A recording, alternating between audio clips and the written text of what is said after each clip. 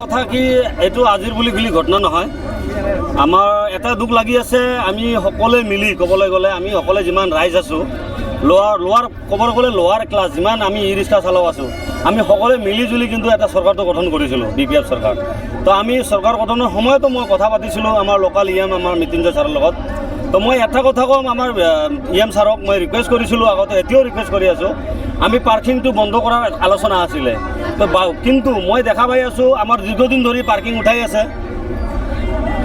MLA sir. তো পাৰ্কিংটো উঠাই আছে। তো মই আজি ডিক্লেৰেশ্যনটো মই দিব খুজিছোঁ, মই চাব ডিভিজনেল সভাপতি হিচাপে মই আজিৰ পৰা পাৰ্কিংটো টোটেলি বন্ধ কৰি দিলোঁ। যেতিয়ালৈকে আমাৰ ছাৰৰ লগতে হওক বা আমাৰ MLA ছাৰৰ লগতে হওক বা আমাৰ চেয়াৰমেন ছাৰৰ লগত বহা আলোচনা নহ'ব, তেতিয়ালৈকে পাৰ্কিংটো টোটেলি বন্ধ থাকিব। আৰু এটা কথা আমি ইউনিয়নৰ পৰা ডিক্লেয়াৰ দি দিছোঁ, আমি পাৰ্কিংটো টোটেলি বন্ধ কৰিছোঁ। আমি আজিৰ পৰা কালিৰ পৰা আৰু পাৰ্কিংটো নিদিওঁ। আমি বিশেষকৈ আমি অনুৰোধ জনাইছোঁ আমাৰ হাগ্ৰামা ছাৰক যে আমি BPF চৰকাৰ ভাল চৰকাৰ আমি গম পাওঁ, কিন্তু মই এটাই অনুৰোধ জনাইছোঁ, এই ধৰণৰ কাৰ্যত যদি লিপ্ত হৈ নাথাকে বহুত এটা বেয়া এটা পইণ্টত আহিব। কাৰণ বহুত দুখীয়া খাটি খোৱা মানুহে ই ৰিক্সা চলাই আছে, এই এটা ই ৰিক্সাৰ ওপৰত পৰিয়াল চলি আছে। আজি মাৰধৰ কৰিছে, মাৰধৰ কৰি মূৰৰ পৰা ইয়াতে চাবি দি মাৰি একদম ব্লাড ওলাই গৈছে, সি এডমিট হৈছে, এটেম্প টু মাৰ্ডাৰ কেছ। তো মই এটাই কথা ক'ম, কাৰোবাক কোনোবা পইচা নিদিলে পাথৰ দি মাৰিব, লাঠি দি মাৰিব, এনেকুৱা ধৰণৰ গুণ্ডাগিৰি নচলিব।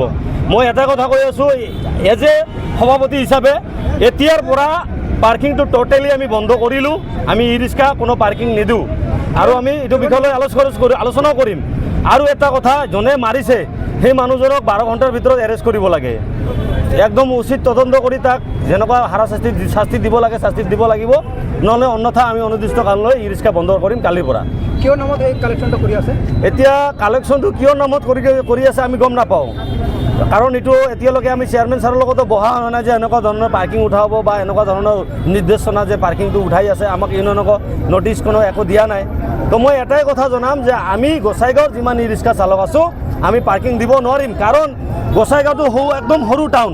ইয়াতে আমি ক'বলৈ গ'লে 4 পইণ্টৰ পৰা আপুনি চাওক, চাৰিআলিৰ পৰা বাছ ষ্টেণ্ড, চাৰিআলিৰ পৰা এই অভাৰব্ৰিজ বা বাছ ষ্টেণ্ডৰ পৰা কলেজ ৰোড, এই 4টা ঠাইত ইমান ই ৰিক্সা মানুহে আজি কাম কৰি নিজৰ পৰিয়ালটো চলাই আছে।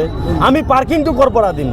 কাৰণ এইটো ডিষ্ট্ৰিক্ট নহয়, এইটো সঁচা কথা ক'বলৈ গ'লে ইয়াতে কোনো কোম্পানী নাই, কোনো কৰ্ম নাই।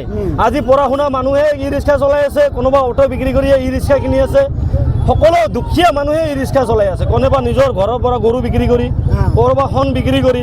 তো এইবিলাক কৰাৰ পিছতো যদি আমি নিজৰ টকা দি ই ৰিক্সা কিনি আমি যদি চলাব নোৱাৰোঁ, এইটো ধৰণৰ এনেকুৱা আমাক নালাগে। মোৰ কথা হ'ল এটাই, আমি পাৰ্কিংটো আজিৰ পৰা নিদিওঁ। এতিয়া কি আলোচনা আছে আমাৰ ইউনিয়নৰ লগত বহি আলোচনা কৰিলে হ'ল। আজিৰ পৰা এতিয়াৰ পৰা আমাৰ গোসাইগাঁৱত ই ৰিক্সা টোটেলি পাৰ্কিং বন্ধ। আৰু এটাই আমাৰ ইউনিয়নৰ আহ্বান, অতি শীঘ্ৰে যোনে ল'ৰাটো ঘটনাটো কৰিছে এই ল'ৰাটোক এৰেষ্ট কৰিব লাগে, অন্যথা কালিৰ পৰা অনিৰ্দিষ্টকাল বন্ধ লৈ থাকিব আমাৰ। আজি গোসাইগাঁও উত্তৰ চহৰত যি ঘটনা ঘটিছে এইটো অতি দুৰ্ভাগ্যজনক ঘটনা, কিয়নো টোটো চালকে প্ৰতিদিন 3ৰ পৰা 500 টকা উপাৰ্জন কৰে টোটো চলাইখিনি, তাৰ ঘৰ সংসাৰ বা তাৰ ল'ৰা ছোৱালীক পঢ়া শুনা কৰাবৰ কাৰণে। আৰু এতিয়া চকল মাৰ্ডি ব্যক্তিজনে টোটো চলোৱাৰ সময়তে তিনিআলিৰ ঠাইত যিসকলে কালেকশ্যন কৰে, এখেতৰ ওপৰত নক'লে মোৰ ওচৰত টকা নাই পিছত আমি দি দিম এনেকুৱা ক'লে চকল মাৰ্ডিয়ে, কিন্তু এখেতে মানা নাই। কিয় মানা নাই এইটো আমি গম নাওঁ। আৰু এই না মানাতেই চকল মাৰ্ডিৰ ওপৰত নিৰ্মমভাৱে বলপূৰ্বক আক্ৰমণ কৰিলে। আমি এইটোৱে আহ্বান বিচাৰি আছোঁ আৰক্ষী প্ৰশাসনৰ আৰু চৰকাৰৰ ওচৰত, 24 ঘণ্টাৰ ভিতৰত এই দুষ্কৃতিকাৰীক অতি শীঘ্ৰে এৰেষ্ট কৰিব লাগিব। যদি 24 ঘণ্টাৰ ভিতৰত এৰেষ্ট নকৰে আমি বাধ্য হ'ম থানা ঘেৰাও কৰিবৰ কাৰণে। এতিয়ালৈকে আমি গম পোৱা নাই কিহৰ কাৰণে কালেকশ্যন হৈছে। এইটো ক'ব গ'লে গুণ্ডা টেক্স বা দাদাগিৰি টেক্সৰ কাৰণে কালেকশ্যন হৈছে। আৰু এই টেক্সবোৰ যিটো লৈ আছে কালেকশ্যন অতি শীঘ্ৰে বন্ধ কৰিব লাগিব।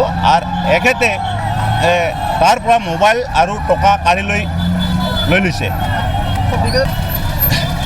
বিগত দিনত ঘটনা হোৱা নাই, কিন্তু এতিয়া BPF চৰকাৰ অহাৰ লগে লগে বহুতো এনেকুৱা ঘটনা ঘটি আছে। আমি আহ্বান কৰোঁ BTC চিফক অতি শীঘ্ৰে এই দাদাগিৰি বস্তুটো দমন কৰি দিয়ে। পাৰ্কিংটো উঠাই দিব লাগে।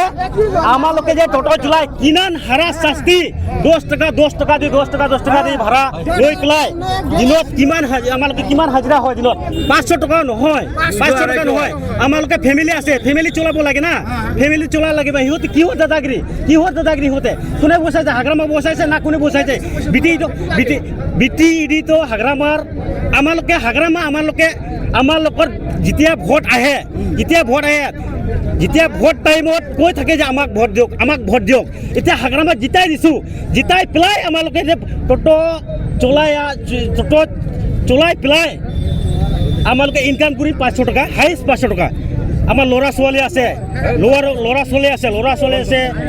ঘৰত খৰচা আছে, যে সিহঁতে যদি পাৰ্কিং উঠাই পেলাই আমালোকে দি থাকোঁ, নিদিয়া নহয় দি থাকোঁ আমালোকে। কিন্তু আজি এনেকুৱা ঘটনা হৈ গ'ল যে আমালোকে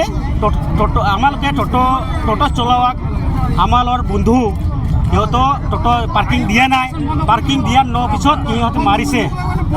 তাক লাগিব, তাক এৰেষ্ট কৰিব লাগিব আৰু মোবাইল লৈ গৈছে বোলে। এইটো বহুত বছৰ টোটো চলাইছোঁ, কিন্তু বিজেপি চৰকাৰ থকাৰ সময়ত এনেকুৱাতো কেতিয়াও ঘটা নাই আৰু এই কালেকশ্যনটো নাছিল।